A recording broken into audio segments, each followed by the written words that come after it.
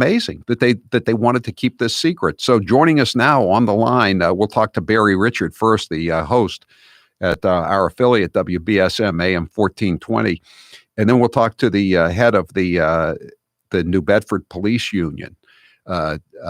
Hank Turgeon is his name, and just about this. Why didn't the chief and the mayor have any interest in letting the public know what was going on?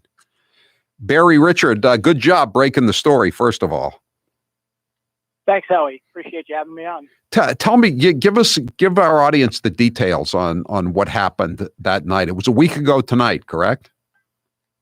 Yeah, actually, it was a week ago this morning, and I'll give you a real quick thumbnail. About maybe 2:30 in the morning, a week ago today, police officer's apartment was fired upon. Now, this police officer lived in a public housing unit, okay, part of the community policing program, I think started under the Clinton years, right? Police officers move into public housing, and I guess that's supposed to foster a greater sense of, respect and trust. And that community kind of involvement. So housing project. Yeah. Yeah, exactly.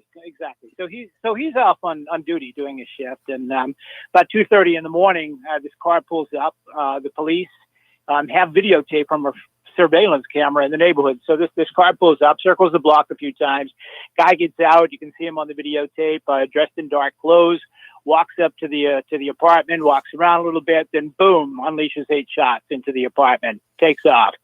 So the police are able to capture on the surveillance camera the car and a license plate on that car.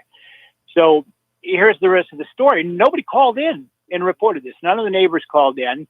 The shot spotter in the neighborhood that's supposed to pick up the sounds of gunfire never recorded the sounds of gunfire. So nobody called the police. It wasn't until the officer came home from his shift at about 7:30, 8 o'clock, he noticed the damage and he called the detectives on the telephone. So this never went out on the police radio. There was never, cars go to this location, blah, blah, blah, blah, blah. So there was no traffic there. So the detectives responded to the scene, and a decision was made somewhere along the line by Police Chief Joseph Cordero and the mayor of the city of New Bedford, John Mitchell, not to tell the public about this. Now, this is not unusual here. Crime stories generally swept under the carpet. The mayor is more interested in the image of the city, and I think perhaps sometimes of himself as well, and doesn't like this kind of news to get out. Bad news, not good for business, I guess, right? Not good for tourism. So at some point... But how many tourists are going to is the Whaling Museum even open? But if it is, how many people are going to the Whaling Museum or the scenic, downtown area are going to a public housing project? Well, the city of New Bedford has really undertaken a real strong and solid renaissance and revival in the past few years. Unfortunately, the pandemic has impacted it as it has many other communities. Nice restaurants, shops, downtown right. Taking up. So I'm going to get it. Over the years, the city of New Bedford has gotten a lot of bad press. The only time the Boston media comes down here, we're kind of like logged right between Providence and Boston. So we get covered by the Providence media, the Boston media, when there are murders, when there are crimes, when there are bad things, negative things. So there's really not a lot of good press coverage. Well, I tell you, the commissioner in Boston, William Gross, he just quit last week. He would absolutely be out at a police shooting, and he would be there conducting the press conference himself. He'd be there for most shootings, period, but especially a police shooting. Exactly. It's crazy. Which a police commissioner should be, and a mayor should be as well. Right. Let me bring in Hank. Let me bring in Hank Turgeon. He's the president of the New Bedford Police Union. Hank Turgeon, thanks for being with us here on the Howie Carr Show. What's the problem here with the reaction of the city administration? Hi, Howie. Thanks for having me on the show. And before I jump right into that, I need to thank WBSM, Barry Richards, and Chris McCarthy for breaking this story. Without them, obviously, we wouldn't be on your show, and the mayor and the chief would be hiding crime stats in the city like they've been doing for the last couple of years. We've been trying to point it out and just haven't gotten any traction. So when did you find out about this, Hank? So I work the 4 to midnight shift. It's called the C shift. And the evening of, so this incident happened, they're saying 2:30, 3 o'clock in the morning. The officer had a detail after his shift ended at 8 o'clock. He went home to get a change of clothes. He discovers the damage. He calls it in. My captain at the North End Station put out an email to all the officers saying this incident happened, but that was at like 3:30, 3:45 in the afternoon, right before I got to my shift. Now, the police chief or the mayor said on WBSM that they put out a bolo, a be on the lookout for. Is that true, Hank? Well, they did. That's the thing. They didn't put out a not, bolo. and he's retracted. Oh, they didn't put out a bolo. Well, what they did was they put out an electronic device message, and Hank can address this better than I can. But rather than put out a bolo that goes to all cars in the city on the police radio and goes to all of the different police departments throughout the community, they didn't do that. What they did was they sent out an electronic device message that went to only a handful of cars that happen to have computers in them. So the people like Hank Turgeon, they go to work all day long. They have no knowledge that there's a guy out there with a gun that potentially could be targeting them. And they went all day without this knowledge and into the evening shift. And the police chief says, well, we can't let this information out because it would hamper our investigation. So that's why we didn't make it public. The chief insisted a bolo went out, and we found out we were able to prove today that it didn't. So he retracted that statement. But after a week, Hank, we can't get anybody to take any kind of responsibility for what happened here in terms of trying to cover this up or even explain why. Wouldn't it be standard procedure, on our end, Hank, wouldn't it be standard procedure to, if somebody fires a gun at any kind of home and you have the license plate number, wouldn't it be standard operating procedure for any police department to put out a bolo on this?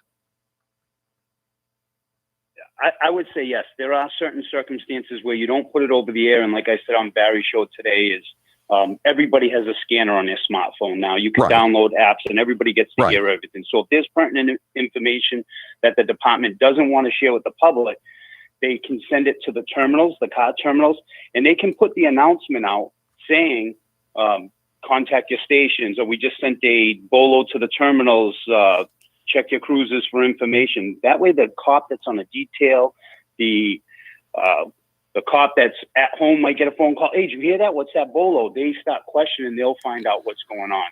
We've made some recommendations to the chief and how he can make sure this doesn't happen again and how we can get that information out of to officers quickly for officer safety. And he hasn't even had the decency to respond to us. Have there been ignoring us? So you have the license number of the car that that this person who fired the shots at the police officer's home was in? I mean, that should be pretty easy to run that down, right? So they did, and the detectives work in this case. There's several agencies involved. They did a fantastic job. The car was recovered soon after that. License plate was discovered from the video. The people working the case are doing a phenomenal job. It's the information sharing. That's like I said, that you would been out shooting this right person showed up. He's breaking up. Hank's phone is breaking up, but we'll talk to Barry here. Barry, what is the local newspaper, the Standard Times, doing with this? I assume they're splashing it all over the front page. Yeah, you mean the bird feeder liner? They've done nothing. They've absolutely nothing. No other media has touched this. There are two major issues here, really short and sweet, Howie. Number one, that the decision was made to keep this from the public, which is an ongoing problem here. And the second problem is because a bolo was not issued, the police officers in the rank and file in New Bedford went to work all day long without knowledge that a gunman had attacked a police officer's home and maybe out looking for them. And none of the surrounding towns were notified either. So that, this guy apparently drove from New Bedford through Dartmouth, through Westport, and into Fall River where he abandoned the car. None of these police departments were notified that they had a gunman potentially.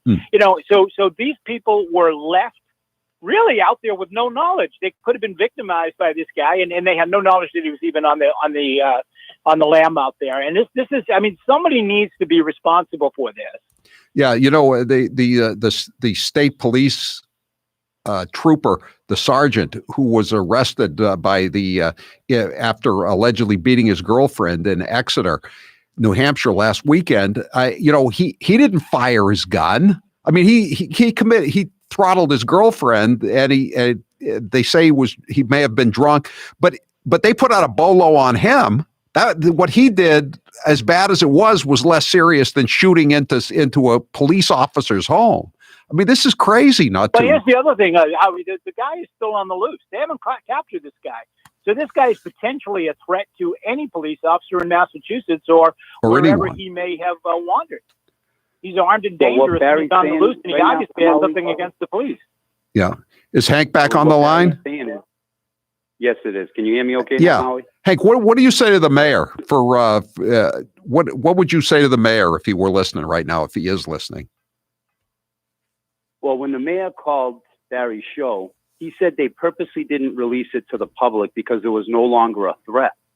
And I told Barry, that's absolutely wrong. The guy's not in custody yet. How is it not a threat still? How do you not go to that neighborhood and say, we're going to have extra resources, which we have. Uniform patrol's been all over that neighborhood. But how does the mayor, the chief, not go and tell that neighborhood, we're watching out for you? One of your neighbors, one of our brothers in blue was attacked. This is an attack on all of us. This is an attack on the thin blue line, the backbone of society. And he happens to live in your neighborhood. We are going to help all of you through this. And they haven't done that.